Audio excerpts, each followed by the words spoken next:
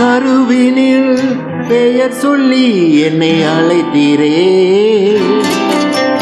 அழைத்த நொடி முதல் கண்ணின் மணி போல காத்தீரே.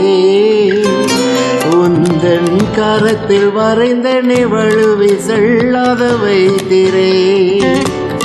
உலகின் பாவ வழிகளில் சிதைந்து செல்லாமல் நடத்தியே.